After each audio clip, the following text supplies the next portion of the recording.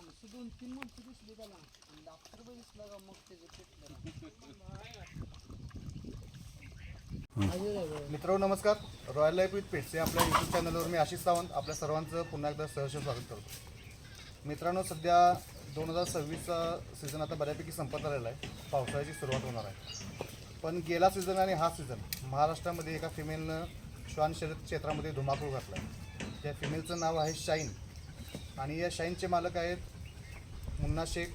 त्यांचं प्रॉपर गाव आहे बाज, सांगली जिल्ह्यात येते ना. तर आज आपण शाईनच्या मालकांची आणि त्याचबरोबर त्यांचा जो मित्रपरिवार आहे की जो मित्रपरिवार शाईनच्या पाठीमागं राबतोय म्हणून शाईननं आज यशाला गवसणी घातली.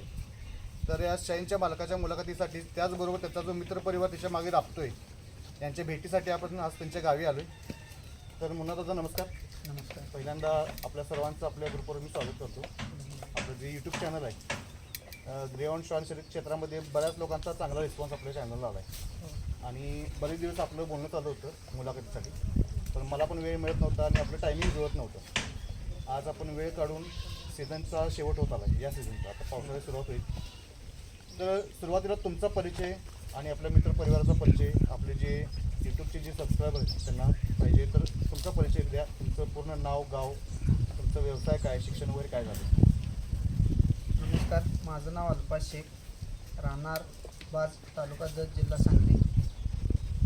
माझा व्यवसाय शेती आहे आणि शिक्षण काय झालं. शिक्षण माझं झालं आहे 12वी कुठले काय माझे 12वी. दादा तुमच्याबद्दल. पूर्ण नाव रमेश लागते. मी राहणार आजनसोन, तालुका पंढरपूर आणि माझं शिक्षण 12वी झालं. तुमचा व्यवसाय काय. व्यवसाय माझा दूध डेअरी. तर मुन्ना दादा तुम्ही या फील्डमध्ये काम करता. या फील्डमध्ये तुमची सुरुवात कशी झाली. म्हणजे या फील्डमध्ये काम करायचं म्हणजे पहिल्यांदा तुम्हाला ग्राउंडला इंट्रोड्यूस व्हायला पाहिजे. तर ग्राउंड तुम्ही पहिल्यांदा प्रत्यक्ष कधी बघितलं आणि या फील्डबद्दल आवड कशी निर्माण झाली आणि कधी झाली तुम्हाला या फील्डमध्ये आवड. पहिलं तर क्रॉसचे कुत्रे पाळत होतो आम्ही, शिकारीसाठी घेऊन वापरत होतो. नाक तर पहिला आज्यापासून आहे, त्यांच्यापाशी बी कुत्रे होते पण क्रॉसचे होते. मी पहिल्यांदा पारगावला गेलो बघायला, तर सिक्रेटनं पहिला नंबर केला 2016ला. 2016. तिथून आवड निर्माण झाली. तिथून एक इच्छा होती आपल्या दारात एक ग्राउंड छान असावं. मग तिथनं नेल करायचे. जी 16ला ठरली झाली पारगावची, त्यावेळेला तिथं रेस आहे तुम्हाला कसं कळवलं. असंच मित्रातून कळलेलं. आम्ही इथून गाडी करून गेलतो बघायसाठी. सगळेजण मित्र मिळून गाडी करून पारगावला गेलतो बघायला. तेव्हा काहीच कळत नव्हतं, फक्त श्वान ग्राउंड ओरिजिनल असे पळतात एवढंच माहीत होतं. परत तिथून नेल करंजीला रेस झाली, तिथं राजमुद्रा बघितली. तिथून आवड म्हणजे कन्फर्म झाली की आपण पारगावच्या रेस नंतर नेलकरंजी होई पण तुमच्याकडे श्वान नव्हता. ग्राउंड बघितला होता, फक्त race ग्राउंड असेल बघितलं माहित होतं तुम्हाला. हां. तेव्हा राजमुद्राला बघितलं आणि त्याचं तिची जी कारकिर्द होती त्यातून खूप प्रभाव पडला आणि त्यातून फिक्स झालं की आपण आपल्या दारात एक ग्राउंड छान पाळायचा आणि तिथून मी पहिला ग्राउंड छान ओरिजिनलचा पाळला. तर आता तुम्ही सुरुवातीला पारगावची रेस बघितली, जी संजूभाऊ पवारांनी ठेवली की महाराष्ट्रातली पहिली मोटरसायकल डर्बी होती. त्यानंतर नेलकरंजीला 5 मोटर लागल्या होत्या. 5 मोटरसायकल. ज्यावेळेला राजमुद्रानं पहिला नंबर केला होता. तर तिथून तुम्ही म्हणजे तुमचा प्रभाव या ग्राउंडवर पडला. स्वतः ग्राउंडचा प्रभाव तुमच्यावर पडला. माझ्यावर पडला छान आपल्या तुम्ही दारात तिथनं सुरुवात केली की बाबा मला ग्राउंड ठेवायचं आहे. तर वैयक्तिक स्वतःचं ओरिजिनल ग्राउंड घेण्याची सुरुवात कशी आणि कधी झाली. मी पहिला ओरिजिनल ग्राउंड घेतलेला डब्ल्यू आपली निंबोडी पंजाबवरून आणलेलं black and white पंजाबवरून आणलेला ब्लॅक व्हाईट कलरचा डब्ल्यू चढसाठी घेतलेला का तर एक अनुभव म्हणून. मग त्यानंतर तो आपल्यात आला, अनुभव नसल्यामुळे जगावं लागला. परत चिंतामणी आणला कोल्हापुरात. चिंतामणी आणला, त्यानंतर चिंतामणीला मेंटेन केलं, थोडं पळवलं, त्यातून अनुभव बऱ्यापैकी ठीक आला. मला वाटतं ज्यावेळी तुम्ही चिंतामणी घेतला त्यावेळेला तो पूर्ण रेसिंग सीझन संपला होता. संपलेला पूर्ण आउटफॉर्म होता. त्यानंतर माझ्याकडे येऊन मी कर्नाटकमध्ये 3-4 रेस नंबर केला त्याला. चिंतामणी हो, चिंतामणी नंबर केला. तुम्ही आता या फील्डमध्ये काम करताय. तुम्ही डायरेक्ट आढळ श्वान तुम्ही घेतला चिंतामणी. म्हणजे मला वाटते आमच्या भागातच होता. हो, कोल्हापूर. विशाल यांच्याकडे होता ना, तर त्यांच्याकडे होतं. त्याची आई माझ्याकडे होती चिंतामणी. मी त्यानंतर घेतला. म्हणजे ज्यावेळेला मला वाटते 2.5-3 वर्ष असताना तुम्ही घेतला असेल. हो हो. हां म्हणजे तो फॉर्म मध्येच हे झालं जरा मशीचा प्रॉब्लेम त्याचा झाल्यामुळे प्रॉब्लेम होता. त्यावेळेचा अनुभव कसा होता तुमचा? डायरेक्ट तुम्ही नवीन श्वान घेताय, तर पण अडल्ट श्वान घेताय आणि रेसवर उतरताय, त्याला काय अनुभव होता? सुरुवातीला हात दुखत होतच असतो हां प्रत्येकाची. घेतल्यानंतर सलग 3 मैदान शॉन हरला असतो माझ्यापासून का तर अनुभवच नव्हता काय त्या अनुभव गोष्टीचा. त्यामुळं परत असंच मित्रांच्या सह्यानं सुमित भाऊ म्हणा, आपले अजिंक्य महाजन, महेश पहलवान यांच्याकडनं परत गोष्टी शिकत आता परफेक्ट अनुभव आला आहे त्याबद्दल. आता स्वतःची सुरुवात, जर तुम्ही आता म्हटला की तुम्ही चिंतामणीपासून सुरुवात केली, तुम्ही चिंतामणी दिला, त्याच्या आधी डब्ल्यू तुमच्याकडे एक्सपायर झाला. एक्सपायर चिंतामणीनंतर तुम्ही डायरेक्ट शाईन घेतली की मधल्या टप्प्यात आणि कोणते श्वान घेतले? नाही, मधल्या टप्प्यात मी थांबलेलो का तर चिंतामणीला मसलचा प्रॉब्लेम सारखा जाणवायला लागला. मग मला तिचं मेंटेन होईना जातो. मग त्यानंतर तो अनुभव कमी होता त्यामुळे अनुभव मला कमी होता त्यामुळे मी थांबलो. थांबवतो. हां का तर कसं आहे सारखा आजारी पडायला लागला. त्याचा दवाखान्याचा खर्च आणि मेंटेनन्स ती भरपूर व्हायला लागला. त्यामुळे थोडी त्याला विकला, त्याला सेल केला आणि परत मी थोडा वेळ थांबलो.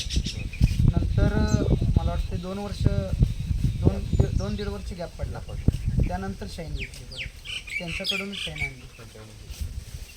तर आता शाईनबद्दल जर बोलायला गेलं तर तिकडे सुद्धा फॉर्ममध्येच होती सर. हो, चांगली तुम्ही पळत घेतली होती, का? चांगली चांगली. पडली आपली मोटर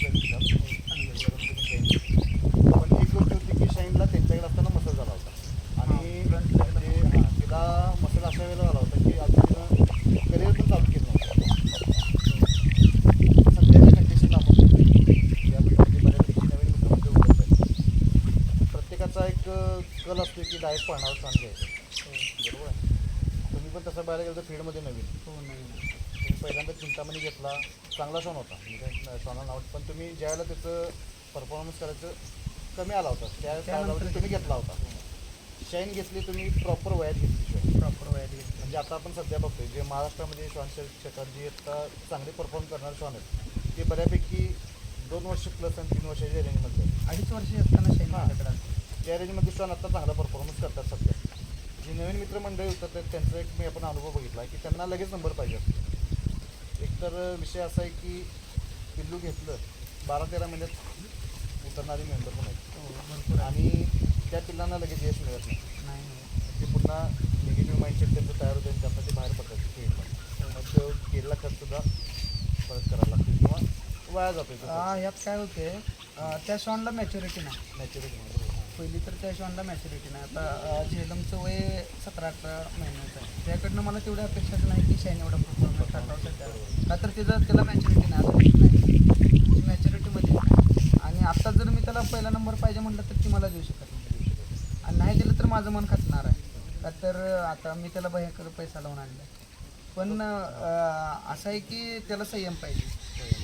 या क्षेत्रात संयम लय महत्त्वाचा. आता सध्या आपण बघतोय की एक फसवणूक चालू आहे आपल्या क्षेत्रामध्ये, म्हणजे मी उघड बोलतोय.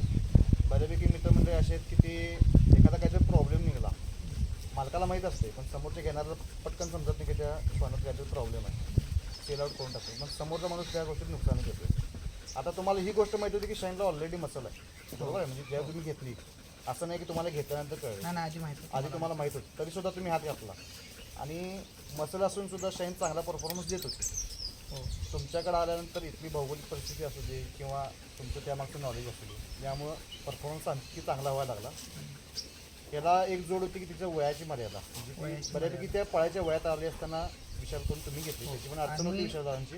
विशालदादाची अडचण होती आणि विशालदादाचा आणि आमचा संबंध खूप चांगला आहे, चांगले, घरचे संबंध असल्यासारखे आहे की आम्हाला त्यांच्यावर विश्वास होता की त्यांनी मला बादवस्तू देणार. हां, त्यांनी एक शब्द बोलला, तो शब्द मी पाळला आणि त्या शब्दावरच शाईन आहे. मला वाटतं तुम्ही घ्यायच्या आधी पण तिने 4-5 वयाचं कंप्लीट केला. बोरपाड्यामध्ये 4था नंबर नंबर नंबरात होती, पण पहिल्या नंबरात म्हणजे माझ्याकडे जे परफॉर्मन्स आहे ते परफॉर्मन्स फक्त त्याचा नव्हता. शाईन घेताना काय डोक्यात तुमच्या असं विचार चालू होता की बाबा मसाला आहे माहिती आहे तरी पण आपण थोडेफार इन्व्हेस्ट करतोय त्याच्यामध्ये? त्याच्या भावामुळे इन्व्हेस्ट केलं होतं त्यात खरं.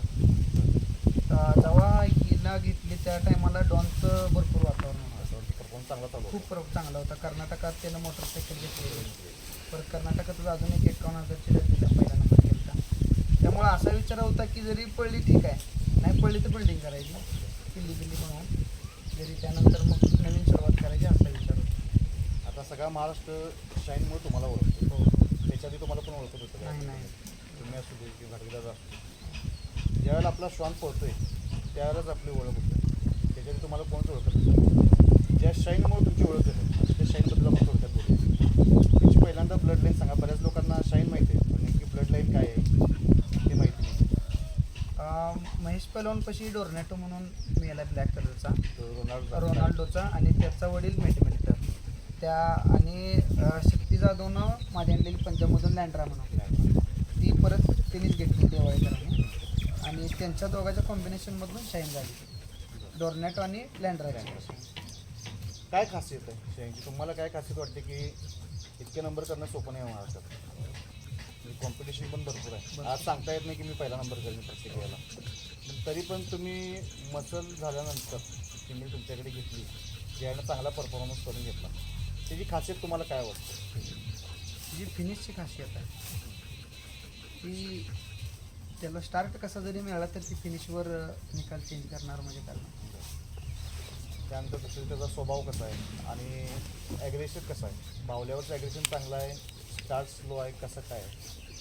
त्याला स्टार्ट बी तेवढाच आहे आणि फिनिश त्यापेक्षा जास्त आहे आणि स्वभाव खूप शांत आहे त्याचा, एकदम प्रेमळ. असं कोण बारीकची पोरं जरी काहीतरी केली तर कधी ती काही सुद्धा करत नाही, एकदम रिलॅक्स असते घरी आणि ॲग्रेसिव्ह तर नाहीच ती. तेवढी म्हणजे बाहुला जरी पुढं दिसला तर ती बघणार सुद्धा नाही त्याच्याकडे. आता सध्या काय वजनावर पोहोचतो? 26 किलोला पळतो 26 किलो. 26-27 किलोला चांगला मैदानाची performance. कंडिशन बघून तुम्ही रेसवर उतरत होता की कसं बक्षीस बघून रेसवर उतरायचं? नाही, मैदानाची कंडिशन बघून स्पीड जास्त असल्यामुळं शाईनला इजा जास्त होतं. लागालागीचं प्रमाण शाईनला भरपूर आहे. स्पीडच तेवढा आहे त्याला की त्याला कंट्रोल होणे. आणि रिकव्हरीचं प्रमाण कसं आहे? कारण आपण बघतोय मेकमिलेटरच्या लाईनला फास्ट रिकव्हरी आहे. मी बघितलं आतापर्यंत बऱ्यापैकी पिल्लं खूप फास्ट जी मेकमिलेटरच्या ब्लड लाईनमधनं पिल्लं आलेत त्यांचा रिकव्हरीचा रेट भरपूर चांगला आहे. म्हणजे इंजुरी जितकी जास्त जरी झाली तर त्यातनं बाहेर पडणारी पिल्लं पण आपण फास्ट पाहिजे. डोर्नेटो डायरेक्ट मेकमिलेटरचा होता हो. बरोबर ना? नाही रोनाल्डोचा रोनाल्डोचा बाबू मेकमिलेटर. तर मला वाटतं रिकव्हरीचा रेट पण चांगला आहे. कारण मी बऱ्यापैकी ऐकलं होतं की शाईन इंज्युअर्ड झाली आहे पण त्यानंतर लगेच पटकन चांगला परफॉर्मन्स होते. त्याच्यामागं तुम्ही काय काम करताय? त्यावेळेला कुणाचं मार्गदर्शन, तुमचे डॉक्टर वगैरे कोण आहे का? शाईनला इंजुरी झाल्यावर आपले अजिंक्य महाजन सर असतील, महेश पहलवान असतील, त्यांचा सल्ला जास्त करून घेतोय आणि आमच्या आता फॅमिली डॉक्टर झाले राजमाने. मला त्यांचा रिस्पॉन्स भरपूर चांगला आहे. भरपूर म्हणजे त्यांनी जोपर्यंत मला म्हणत नाहीत की हां आज आपला श्वान पूर्ण तयार आहे, फिट आहे, आज तुम्ही काढा, तेव्हाच काढतो. जेव्हा तुम्हाला वाटतं की आपली सिव्हिल पूर्ण फिट आहे त्या दिवशी तुम्ही रेसवर उतरला. शिरनाथ केसरीला त्याला 106 ताप होता, फुल टेम्परेचरमध्ये होती आदल्या दिवशी. तर राजमाने सरांनी ट्रीटमेंट घेतलं आणि त्यांनी सांगितलं काय अडचण नाही तो पळो. तर त्या दिवशी सुद्धा 104 ताप होता मैदानावर सुद्धा, 104-105 ताप होता. त्या दिवशी सुद्धा माझी आपली फायनल उभा राहिली. राजमाने सरांनी सांगितलेलं फायनल उभा राहणार म्हणजे राहणार. आणि फायनल पण एकदम चांगला झाला होता. भोंगाबरोबर होता ना फायनल? भोंगाबरोबर फायनल. जवळपास किती वर्ष झाली या क्षेत्रात काम करतात? ह्या क्षेत्रात उतरून मला 5 वर्ष झाली. 5 वर्ष झाली. शाईन तर सर्वांना माहितीच आहे. शाईनबरोबरच तुम्ही आणखी 2-3 श्वान चांगले परफॉर्मन्स त्यांची करून घेतले. तर पहिल्यांदा श्वान घेताना कोणत्या तर्क लावून तुम्ही श्वान घेता? म्हणजे काय बघून श्वान खरेदी करता? मी आता बघितलं तुम्ही लहान पिल्लं तर अजूनपर्यंत काय घेतलेली नाही, जे मोठेच घेतले पाहणारे, पण मोठे घेताना सुद्धा काहीतरी तर्क असं ना त्याच्यामध्ये काय बघून, काय खासियत बघून तुम्ही श्वान खरेदी करता? पहिला तर त्याची लाईन बघतोय मी, लाईनवर भरपूर डिपेंड आणि त्याचा परफॉर्मन्स चालू काय आहे आता आणि त्यात काय कमतरता आहे ती माझ्यापाशी येऊन परत होऊ शकते मी त्याच्यावर काम केल्यानंतर. ह्या दोन्हीचं कॉम्बिनेशन घालून त्याचा परफॉर्मन्स लावून घेता. आता तुम्ही मल्हार घेतला बरोबर आहे, त्याला कसा घेतला होता, कशी खरेदी केली?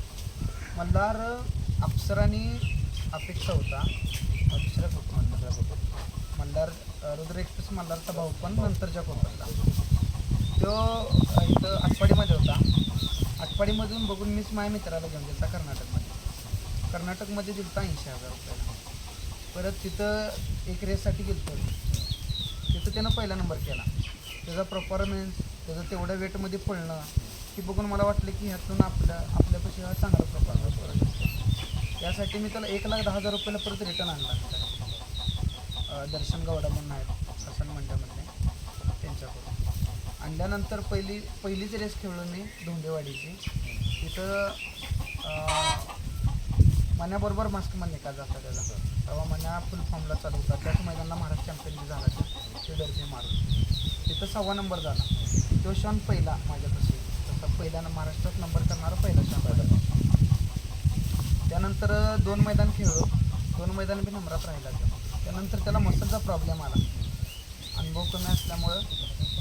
आणि त्यात त्याचा एक अपघात झाला की तो बाहुल्या टेलीवर जेव्हा थांबला, मागणं कुत्र स्पीडने त्याला थटला. थटल्यानंतर त्याला मसलचा प्रॉब्लेम झाला. नंतर पायाला ट्रेस आला, नंतर मसल निघाला. पुढे शेअर केला. हा परत चेक केला, त्यांनाच दिला. त्यावेळी घेतला होता त्यांना. त्यांनाच दिला. आता सध्या झेलम घेतली बरोबर, म्हणजे चालू सीझनला मला वाटतं. चालू शिकवलं. आता काय बघून घेतली? झेलमची लाईन चांगली आहे आणि त्याला काय स्टार्ट आहे. आता क्रॉसिंग लाईनमध्ये आपण बऱ्यापैकी बघतो की फिनिश खूप चांगला आहे. हां, क्रॉसिंग लाईनमध्ये जेवढे कुत्रे आले, जसे की जशी चित्राची जी लाईन आहे त्यांना फिनिश जास्त आहे. मग त्याला बी क्रॉसिंग लाईनला फिनिश पाहिजे. आता तेव्हा त्यांचं काय फसत होतं मला माहीत नाही, पण त्यांच्यापाशी माझी ब्रेक मारत होती फिनिशला चांगली यायची. शाईन बरोबर त्याचा फेरा झाला होता पुष्यगावमध्ये. तिथं शाईनला चांगली टक्कर देत गेली ती. कोणच टक्कर दिली नव्हती, ती माझी फक्त टक्कर दिली ती. आणि कोळ्याच्या मैदानमध्ये बी त्याचा फेरा झाला होता, तिथं बी टक्कर दिली ती. एक बॉडीनं हरलेली ती. हां, मग त्याचं वय बी कमी आहे आणि परत आपल्यापाशी येऊन काय तर होऊ शकतं यासाठी त्याला. आता तुम्ही मगाशी एक मुद्दा म्हणला की मी ब्लड लाईनवर फोकस करतो, बरोबर आहे. शाईन जशी पळाली, त्याचा भाऊ डॉन पळाला, पण त्याची एक बहीण पळत पण नाही, बरोबर आहे. आपले जे मेजर आहेत, मेजर स्वतः म्हणतात की बाबा शाईनसारखी किंवा डॉनसारखी ती पळत नाही.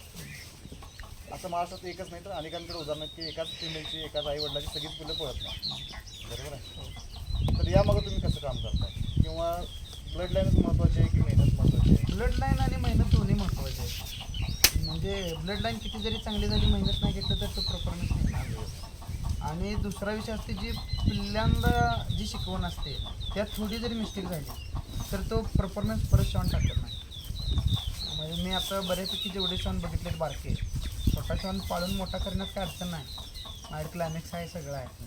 पण त्या शॉनात थोडी जरी मिस्टेक झाली तर तो शॉन परत पळत नाही. असे भरपूर शॉन आहेत महाराष्ट्रात की जे मी खूप चांगल्या लाईनचे बी शॉन आहेत बघितले की जे बारक्यापणी किरकोळ चुकीमुळं नंतर त्यांचा परफॉर्मन्स निघत नाही किंवा ट्रॅक पूर्ण करत नाही, थांबतात, अंगावर पडतात, अशातला प्रकार होतो. तुमच्यासाठी एक प्रश्न आहे. भौगोलिक परिस्थिती जी आहे, प्रत्येक भागातली भौगोलिक परिस्थिती वेगळी आहे, मातीची कंडिशन वेगळी आहे, वातावरण वेगळं आहे. त्या भौगोलिक परिस्थितीचा श्वानाच्या परफॉर्मन्सवर काय परिणाम होतो? कारण आता आम्ही बघितलं की आता आम्ही राहतो कोल्हापूर, आम्हाला जवळपास 50 किलोमीटर बाहेर पडल्यानंतर आमचं दोघांची चर्चा चालू होती. असं वातावरण आमच्याकडं नाही. आम्ही राहतो सिटी, तरी पण कोल्हापूरचा जो म्हणजे ग्रामीण भाग जो आहे आमच्या भागातला, त्या भागात वातावरण आहे, पण आमच्याकडं पावसाचं प्रमाण तुमच्यापेक्षा मला वाटतं जास्त आहे. त्यामुळे आमच्याकडं श्वान तेवढा परफॉर्मन्स घेत नाहीत, कारण आमचे श्वान जवळजवळ 2.5-3 महिने टोटल बसू लागतात. हा भौगोलिक परिस्थितीचा परिणाम श्वानांच्या परफॉर्मन्सवर होतो आहे का? नाही, तसा काही विषय नाही. पण ग्रेहाऊंड शॉन सांभाळायला गावाकडे जेवढं असेल तेवढं चांगलं आहे. शेतीकडलं वातावरण म्हणजे असं काय नाही की बाबा सर्वसामान्य शेतकरीसुद्धा सांभाळू शकतो.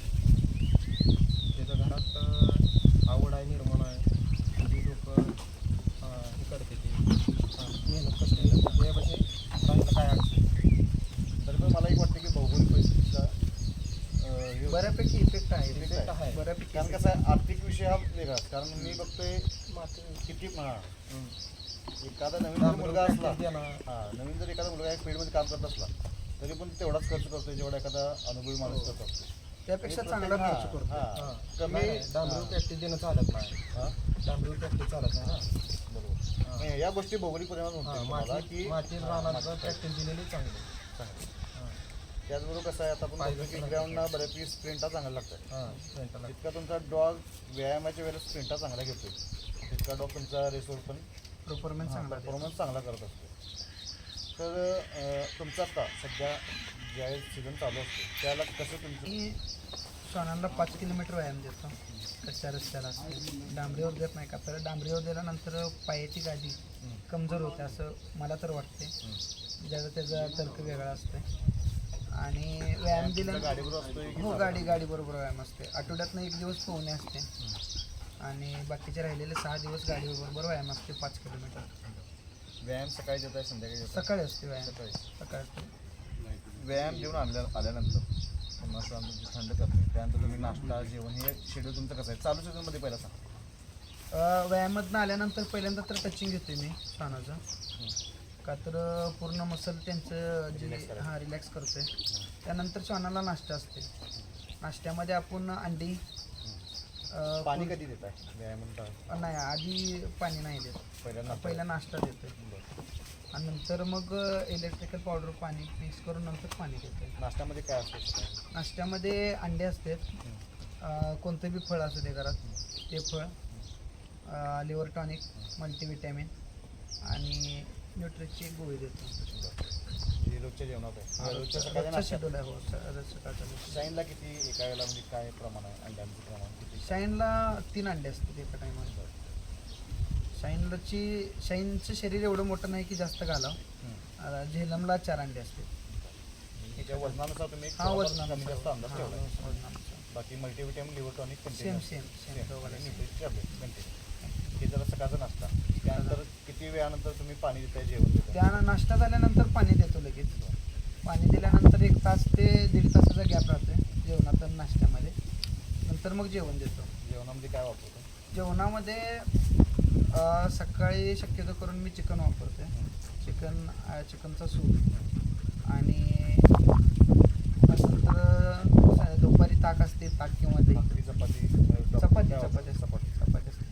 आणि संध्याकाळचं जेवण? संध्याकाळच्या जेवणामध्ये दूध असते, पनीर असते आणि रेग्युलर म्हणजे चपाती. संध्याकाळी जेवणाचं किती टायमिंग असते? संध्याकाळी 7 वाजता जेवण असतं. आता हे तुमचा डाएट प्लॅन झाला सीझनमधला. ज्यावेळेला तुम्हाला रेसवर जायचं असतं, समजा उद्या रेस आहे, तर आदल्या दिवशी तुमचं जेवणाचं शेड्यूल कसं असतं? मी रेग्युलर जेवण तीच देतोय. जेव्हा रेस असते आपण जेव्हा निघणार आहे म्हणजे आज रेस खेळायचे तर आजचा डाएट प्लॅन चेंज असते. म्हणजे हलकं देतो त्याला राईस आणि ताक शक्यतो करून, का तर पचनासाठी चांगलं असते ते. किती तास आधी हलकं. देत आहे बाहेर पडायचं आधी? आता आम्हाला रेस भरपूर लांब पडते त्यामुळं आम्हाला लवकरच निघायला लागते घरात. शक्यतो करून 8-9च्या दरम्यान निघायला लागते. मग 8-9च्या दरम्यान देतो. जेवण झालं का मग नंतर आम्ही प्रवासालाच निघतो. आता तुमचं रेसवरचं मॅनेजमेंट कसं असतं? तुम्ही रेसवर पार्टिसिपेट झाला, नाव नोंदणी वगैरे झाली, सगळ्या गोष्टी झाल्या. फेरे बघून किती फेरे आधी तुम्ही श्वानाला गरम करणं आपण ते चालू करतो, कसं चालू असते मॅनेजमेंट कशी असते? श्वानांना 10 फेऱ्याच्या अगोदरपासून चालू असते नियोजन. तिथनं 5 फेऱ्या राहिल्यानंतर आम्ही जागा सोडतो, का तर त्याला गरम होण्यासाठी टाईम लागतो. मॅनेजमेंट सगळं सुमित भाऊकडे असते त्याचं. तिथनं जी गरम करायचं, सोडायचं, सुट्टी मेकर तिथनं सगळं त्यांचं काम राहतं. हो. आता मला वाटतं सहजासहजी आपण साईन कधी हारलीच नाही. गट पासच करायची. ते गट पास केल्यानंतर मधल्या टप्प्यात काय काय करताय, कशा ॲक्टिव्हिटी असतात? श्वान फेऱ्यानंतर आल्यानंतर पहिला तर रिलॅक्स करतो पूर्ण श्वानाने. त्यानंतर त्याला इलेक्ट्रिकल पावडर देतो. इलेक्ट्रिकल पावडर, पाणी थोडं पूर्ण रिलॅक्स राहिली त्यानंतर मग हवा दुवा देतो आणि पूर्ण कवर करतो त्याला. त्यानंतर जाताना परत दुसऱ्या फेऱ्याची तयारी चालू करतो. वर्कआउट देतो आणि वर्कआउट घेऊन जातो परत दुसऱ्या फेऱ्यासाठी. आता बऱ्यापैकी सगळ्या रेसला चांगला नंबर केला, वरचा नंबर म्हणजे मला वाटतं फायनल रेसवरनं परत आलं रेसवरनं परत येत आहे थोडंफार इंजुरी वगैरे असतात, त्यावर कसं काम करताय? इंजुरी कमी करण्यासाठी काय औषधं वगैरे वापरताय का? आणि आल्यानंतरचं संध्याकाळचं जेवणाचं शेड्यूल कसं असतं? आल्यानंतर पहिलं तर पोटॅशियममध्ये पूर्ण पाय धुवून घेतोय. तिथं काही इंजुरी असली, इन्फेक्शन जर कुठलं गोष्टीत होत असेल तर थांबून जाते त्याला. आणि एक NS सलाईन देतो त्याला, का तर जी बॉडीतलं पाण्याचं प्रमाण किती खूप ml चं कमी लावताय? होतं. 100 ml देतो. 100 ml. का तर पूर्ण बॉडी मधलं पाणी dehydrate बिणी झाली डिहायड्रेशन बाकी जे आहे त्या गोष्टी त्यातून कव्हर होऊन जातात. आणि नंतर आल्यानंतर बी त्याला भातच देतोय खायला, जे हलका आहे. भात देतोय, भात आणि सूप बीप असं देतोय. त्यानंतर म्हणजे का तर खूप ताण पडतोय पोटाला आणि जेवढं जड अन्न देईल तेवढा त्याला त्रास होणार पोटाला, त्यासाठी हलका अन्न देतोय. आणि त्यानंतर मग जी रेग्युलर चालायची नंतर रेसवर आज नंबर बऱ्यापैकी एनर्जी व्यायामात घेताय पुन्हा किती अंतरामध्ये तुम्ही रेसवर पार्टिसिपेट होतो प्रॉपर एक दिवस पूर्ण रेस्ट असते रेसवरून आल्यानंतर आल्यानंतर दुसरा हां पूर्ण रेस्ट करणार ते आणि शक्यतो करून 10 दिवसानंतरच रेस्ट करतो. आता बऱ्यापैकी काय आज पडला शॉन, आज माझा गटाला हरला शॉन, तर त्याला परवाचा तो ट्रेस परत तिथं जाऊन पडलेला आणि नंतर आल्यानंतर 2 दिवसात मी आणि रेसला नेते. त्या श्वानाला तिथं परफॉर्मन्स बी येणार नाही आणि त्या श्वानाला जी इजा झाली ती बी कवर नाही होणार आणि त्यातनं जर परफॉर्मन्स जर पडत राहिला तर त्याचा परफॉर्मन्स पडत राहणार, त्याला उत्सुकताच राहणार नाही. त्यामुळं आम्ही 10 दिवसाचा गॅप जरी गटाला हरली तरी सुद्धा 10 दिवसाच्या गॅप नसतात. तुम्हाला जर तुम्ही या फील्डमध्ये काम करताय तुमच्याकडं मी आता सध्या बघतोय की स्वतःकडं चांगल्या पळणाऱ्या 2 फिमेल आता घरी आहेत, बरोबर आहे. तर तुमचा ग्रुप पण आपण बघतोय म्हणजे तुमचा आता मित्रपरिवार आपण बघितला आणि तुम्ही सगळेजण राबत असताय रेसवर हे सुद्धा आपण बघितलं बऱ्यापैकी. सगळ्यांचं कष्ट हां आहे. सगळ्यांचं कष्ट आहे. तर ही ग्रुप बांधणी केली कशी पहिल्यांदा, आता तुम्ही एकत्र कशा आला सगळे? बऱ्यापैकी सगळे क्लासमेटच आहे. हां सुमित भाऊचं आमचं खूप जण संमत आहेत. मला वाटते 10-15 वर्षापाठीमागून आम्ही मैत्री आमची चालत आलेली 10-15 वर्ष झाले असतील कमीत कमी. जास्त आवड मलाच आहे श्वानाची, त्यानंतर मग सगळ्याला निर्माण झाले. आता बऱ्यापैकी चांगल्या आवड लाईनचे निर्माण झाल्याशिवाय सुद्धा एकत्र येत नाही. कारण कसं आहे आपण बघितलं की काही जण ग्रुपमधून बाहेर पण पडतात. हो हो सुरुवातीला त्यांना जरा बरं वाटते हो पण नंतर पण मला बाबा त्या फील्डमध्ये आवड नाही आहे, मला तुमच्यावर यायला वेळ मिळत नाही. हो तरी पण आपण बघितलं की काही ठराविक मेंबर भरपूर दिवस तुम्ही एकत्र आहे हो आणि अजून पण चांगलं काम करताय. तर ग्रुप बांधणी पण महत्त्वाची आहे. पण मी बघतोय तुम्ही आता मगाशी जसं म्हणाला की आम्हाला रेस लांब पडतात. तुमच्या भागात म्हणण्यापेक्षा तुमच्या तालुक्यात मला वाटते श्वानांची संख्या भरपूर भरपूर कमी कमी आहे. भरपूर कमी आहे. किती जण असे आहात तुमच्या एरियामध्ये? आता मला जसं कळतंय तसं शक्ती जाधवपाशी एक ओरिजिनलचे श्वान होते, पोपट पाटोळेपाशी एक होते आणि माझ्यापाशी बऱ्यापैकी बाकी कोणाकडे आता नवीन तयार झालेत. जसं शाईनचा परफॉर्मन्स ज्यांनी बघितला त्यानंतर आमच्या ग्रुपमध्ये म्हणा बाकीचे असे बरेच आहेत की त्यांना ह्या गोष्टीकडे आवड निर्माण झाली. आता आहेत बरे. पहिले तर 3-4 जणच होते ओरिजिनल श्वान पाळणारे. आता तुम्ही म्हणाला की आमच्या तालुक्यामध्ये श्वानांची संख्या कमी आहे, तुम्ही 3च मेंबर असे आहात की ज्यांच्याकडे आता ओरिजिनलचे श्वान आहेत. तर तुम्ही स्वतः 3 जण असे काय प्रयत्न करताय किंवा तुमच्याबद्दल सांगा, तुम्ही असे काय प्रयत्न करताय की या क्षेत्रामध्ये किंवा या भागामध्ये श्वानचे क्षेत्र अजून वाढवता येईल? आम्ही सगळ्यांना हेच सल्ला देतो की चांगली ब्रिडिंगचे पिल्ले घ्या. म्हणजे आता जे नवीन आमच्यातले जे तयार व्हायलेत मुलं ज्यांना याच्याकडे जरा ॲट्रॅक्शन आहे त्यांना हेच सल्ला आहे की चांगल्या लाईनचे आणि चांगले श्वान घेऊन द्यायचं चालू आहे. माझ्याकडनं जेवढी मायापेक्षा आले त्यांना तर मी चांगल्या ब्लड लाईनचे श्वान दिले की जेणेकरून आपल्या तालुक्याचं नाव परत परफॉर्मन्स वाढेल. आता चालूला कसं आहे की आमच्या तालुक्यामध्ये जसं मला कळतं तसं आमच्या तालुक्यामध्ये पहिला नंबर करणारा श्वान होता. शाईननं पहिली डर्बी मारली, त्यानंतर पहिली महाराष्ट्र चॅम्पियन बी झाली ती तालुक्यातून, पहिली एक्सप्रेस बी झाली आणि पहिली मोटरसायकल आणि डबल मोटरसायकल जी बी तिचं. त्याच्यामुळं आता बऱ्यापैकी माणसांचा कल आता शाईनमुळं बऱ्यापैकी माणसांचा कल ओरिजिनलकडे आला. आता ज्यावेळेला तुम्ही या फील्डमध्ये काम केलं काही निगेटिव्ह थिंकिंगवाले लोक सुद्धा असतात या फील्डमध्ये भरपूर. की तुम्ही या फील्डमध्ये काम करू नका. हो ती गावातील असू दे, काही वेळेला फॅमिलीमध्ये असतं किंवा काही आपल्याच फील्डमध्ये माणसं असतात ती सुद्धा काहीतरी निगेटिव्ह गोष्टी पुढे घालत असतात. हो हो आता त्यांचा बघण्याचा दृष्टिकोन कसा बदलला आहे? आता भरपूर बदल आहे दृष्टिकोन. म्हणजे जे नावं ठेवत होती, हां जी सांगत होती की असं आहे तसं आहे कुत्र्यामुळे, त्यांचा आता बघण्याचा दृष्टिकोन बदलला की ते आता येतात कुठाही शाईन दावा म्हणून. जी तुम्हाला आधी ज्यांनी निगेटिव्ह थिंकिंगनं बघितलं होतं किंवा एका वेगळ्या माइंडसेटनं बघितलं होतं, हां. आता सध्या 2 गाड्या 2 गाड्या. सध्या हप्त्यावर 2 गाड्या घ्यायला लागल्या, हां. ते सुद्धा हप्ता पण पूर्ण करता येत नाही. हो. तर तुम्हाला एका फिमेलनं काही लोकांना आश्चर्य वाटत असतं, बरोबर? आमच्या तालुक्यात भरपूर विशेष गोष्ट आहे की ह्या क्षेत्राबद्दल बऱ्यापैकी कुणाला माहीत नाही. एकच मैदान होतं तर डपळापूरला, एकच पूर्ण तालुक्यात म्हटलं तरी एकच मैदान झालं आहे. एकच डपळापूरला मैदान झालं, एकच झाली 10,000चं मैदान पडलेलं. तिथंच माणसाने पडलेलं. आमच्यातल्या बऱ्यापैकी माणसांना माहीत बी नाही की कुत्रं पळतंय कसं असं तुम्ही सगळ्या तालुक्याला दाखवून तालुक्यात दाखवून दिलं. आता इतकं चांगले नंबर केले तर तुमचा टाईमबरोबरचा एक असा अविस्मरणीय क्षण आहे की बाबा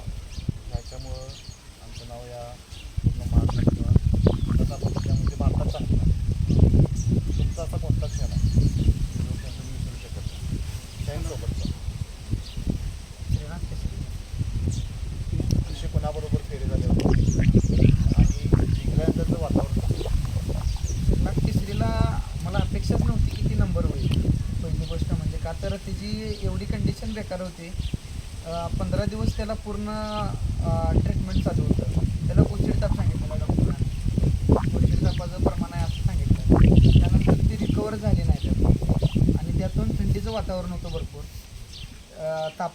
तापच कमी येऊन झाला त्याला. आणि आम्ही फी बी आधीच भरलेली का तर ऑनलाईन फी होती ना त्याची, त्यामुळं आधीच रजिस्ट्रेशन केलं. आम्हाला स्वप्नात बी वाटलं नव्हतं की ती तिथंपर्यंत जाईल. त्याचा परफॉर्मन्स आधीपासूनच चांगला आहे. पहिली तर फायनलपर्यंत जाणार हे जरचं आम्हाला माहिती होतं, पण ती पहिली अपेक्षा नव्हती का तर एवढा भयानक ताप होता. त्याला फेरे नव्हते. मिनिमम 1.5 महिना बसून होती फिमेल. 1.5 महिना रेसवरच नव्हती आणि त्यातून कंटिन्यू आजारातनं त्यानंतर आम्ही अपेक्षा धरली नव्हती आणि ती पहिला फेरा पडली.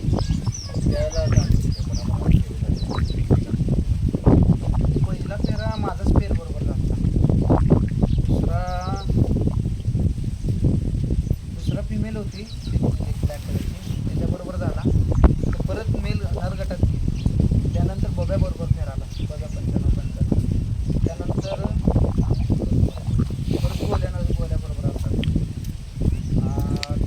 गोल्या झाल्यानंतर मिल्का शेट्टी बरोबर आला. सेमीफायनलला बाय मिळली आणि त्यानंतर फायनल पुढं मोठा फायनल अंदाजच झाली. भरपूर अंधार झालता आणि पब्लिक बी एवढं झालं की शॉन बी त्या व्हिडिओमध्ये सुद्धा छान दिसत नाहीत. पब्लिक बी एक आउट ऑफ कंट्रोल झालं.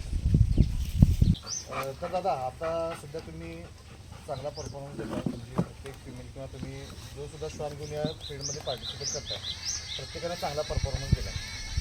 तर चांगला परफॉर्मन्स देण्यासाठी ज्या आपल्या स्पर्धा असतात ते सुद्धा तितक्याच चांगल्या पद्धतीनं पार पडण्यात आधी काही त्रुटी असायच्या सुरुवातीला ज्यावेळेला श्वान फील्ड चालू होतं. मला वाटते 2016 जी पारगाव डर्बी झाली त्याच्या आधी आणि त्या रेसनंतर आपल्या ज्या शर्यती आहेत त्यामध्ये आमूलाग्र बदल होत आला आजपर्यंत. प्रत्येक सीझनला काहीतरी नवीन बदल होते आणि चांगले बदल जे अपेक्षित बदल आहेत ते चांगले बदल घडत आहेत. बरोबर आहे. तर यासाठी काम करणारी आपली कोर कमिटी पण आहे. म्हणजे आता आपलं सध्या आपण MGA काम करतो.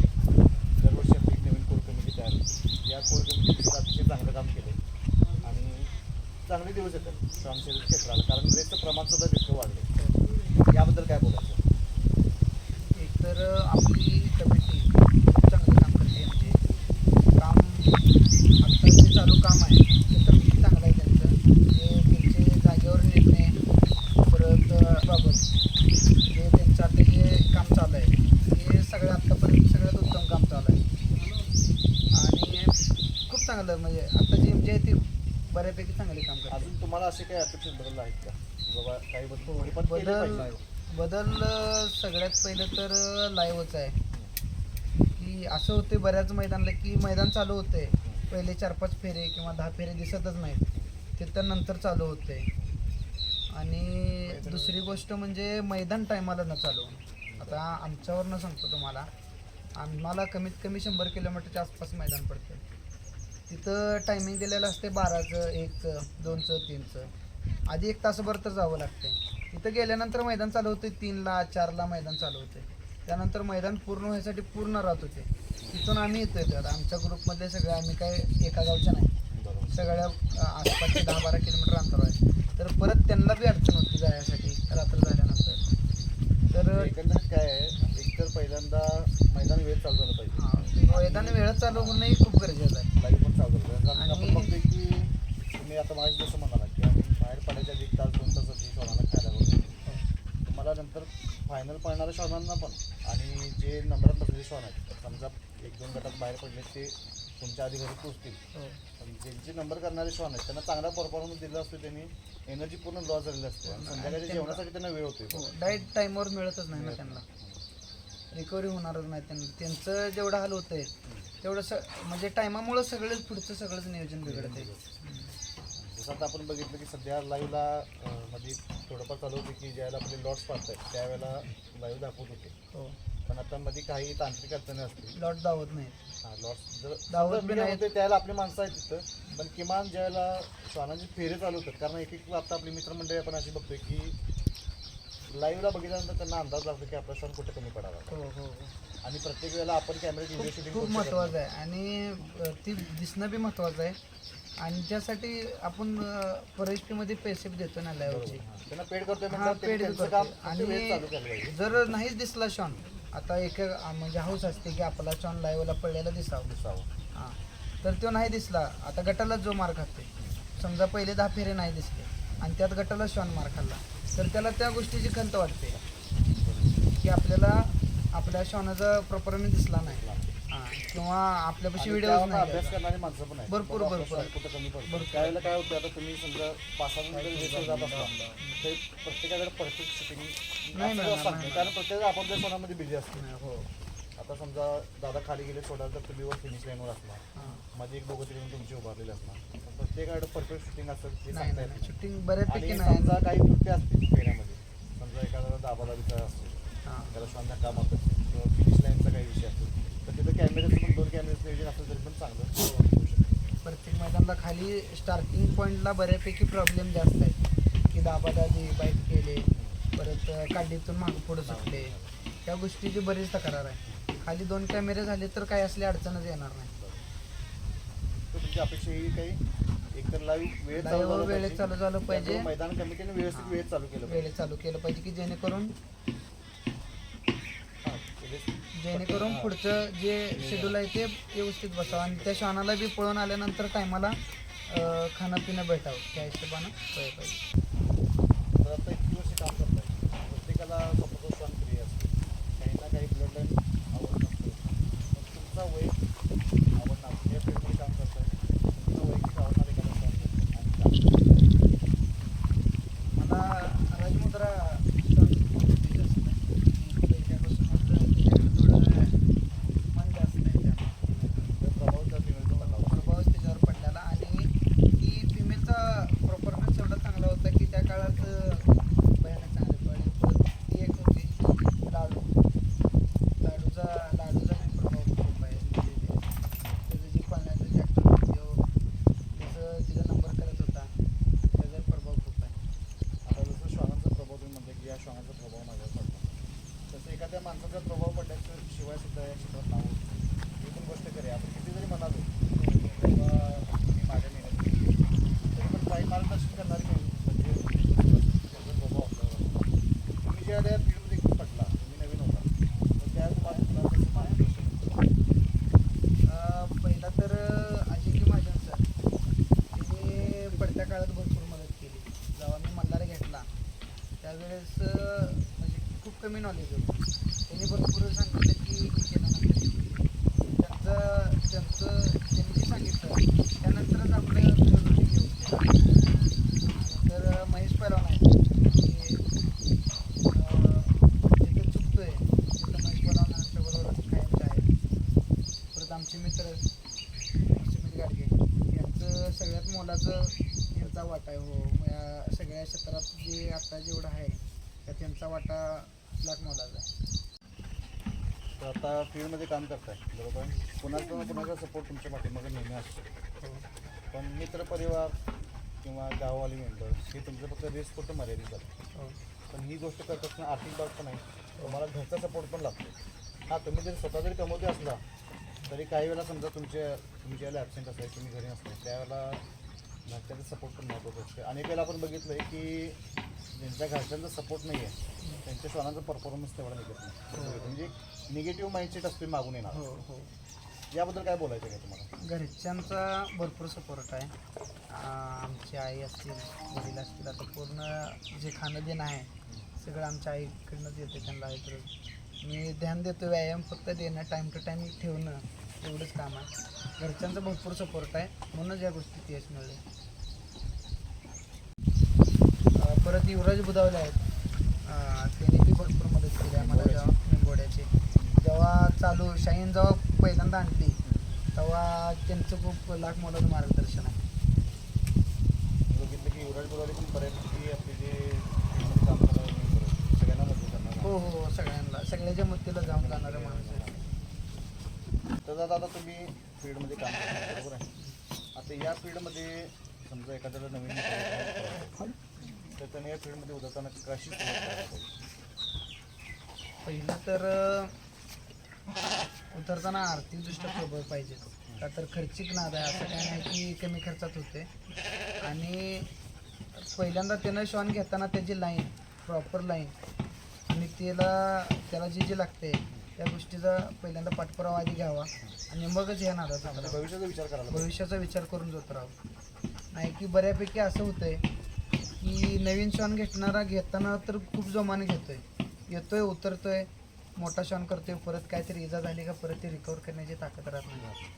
त्यानंतर तो परत तिथून लांबच जातोय. आर्थिक नुकसान झालं की आर्थिक पुन्हा नुकसान झालं की परत लांब पुन्हा जातो. पाठीमागे पडतो. ती रिकवर करण्याची ताकदच नसते ना. म्हणजे उतरायच्या आधीच उतराच्या आधीच अभ्यास करावा या गोष्टीचा पुरेपूर.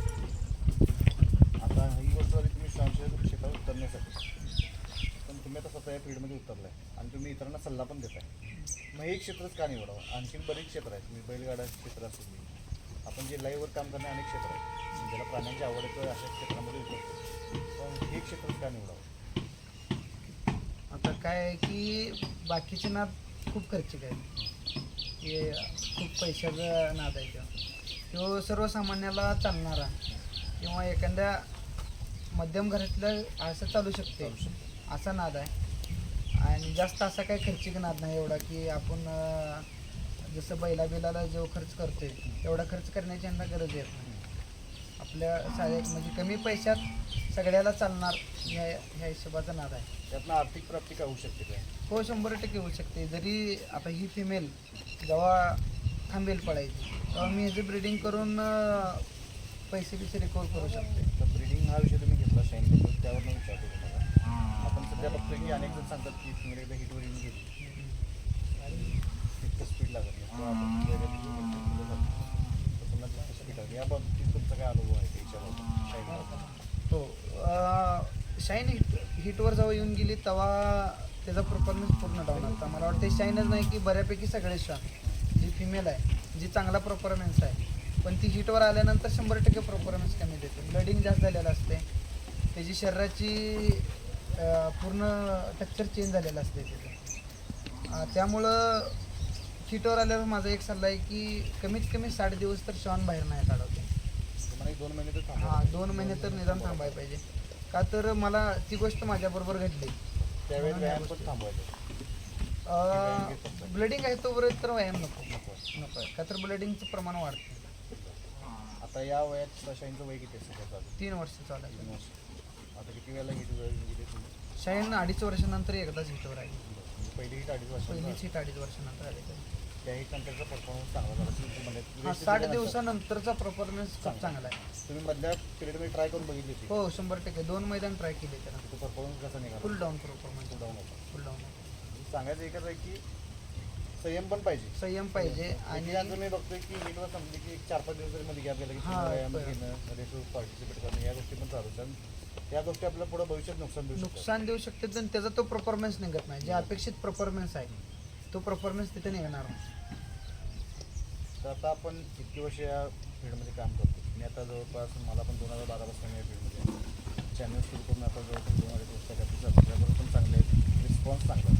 तुम्ही वैयक्तिक कधी चॅनलचे व्हिडिओ बघितलेत का आणि काय अजून त्रुटी असतील किंवा तुम्हालाच काय वाटते चॅनलवर? भरपूर व्हिडिओ बघितलेत. मला वाटते बऱ्यापैकी मलाच नाही तर बऱ्यापैकी महाराष्ट्रातल्या सगळ्या नवीन माणसांना जो डाएट प्लॅन आहे श्वानांचा किंवा काय कमतरता ही तुमच्या चॅनलमधूनच बऱ्यापैकी माहीत होत आहे. आणि ज्या त्रुटी राहतात त्या बी तुमच्या चॅनलमधूनच माहीत होतात माणसांना. कसं आहे, मी चॅनल ज्यावेळेला सुरू केलं होतं त्यावेळेला वैयक्तिक आता कसं आहे बऱ्यापैकी चॅनल चालवल्यानंतर स्वतःकडे ग्रेहून नसतं. मी स्वतः 2012 पासून या फील्डमध्ये अनुभव घेतला आहे चांगला. त्यामुळे आपण चॅनल सुरू करण्याचा एक प्रयत्न केला छोटासा. रिस्पॉन्स चांगला मिळाला आणि आज आपले सबस्क्रायबर पण चांगले आहेत आणि प्रतिसाद चांगला येतो. काही जणांचं म्हणणं असं येते की तुम्ही फक्त नामांकित श्वानांच्याच मुलाखती घेताय, पण आज तुम्ही स्वतः या नामांकित श्वानांमध्ये आलाय. तुमचे श्वान म्हणजे स्वतः तुमची फिमेल पार्टिसिपेट होते या नामांकित श्वान जी आत्ता पण ती लिस्ट एक्सप्रेस जी श्वान आहेत महाराष्ट्रात. पण असं नाही की तुम्ही अतिशय म्हणजे 2000 मी आता जसं म्हणाल की मी 2012 पासून आहे, आम्हाला पण अजून इतकं यश मिळालं नाही. बरोबर आहे. तुम्ही कमी कालावधीत यश मिळवते, त्याच्यामध्ये तुमची मेहनत पण नाही. असं नाही की फक्त ब्लड लाईन आहे. नाही कष्ट जेवढं त्याची लाईन चांगली आहे तेवढं कष्ट बी महत्त्वाचं आहे. कष्ट पण महत्त्वाचं आहे. बऱ्यापैकी कष्ट महत्त्वाचं आहे, 90% कष्टच महत्त्वाचं आहे. कष्ट केलं तरच त्या गोष्टीचं फळ मिळणार आहे. नाही मी घरात झोपणार माझा कुत्रा कसं फळायचं.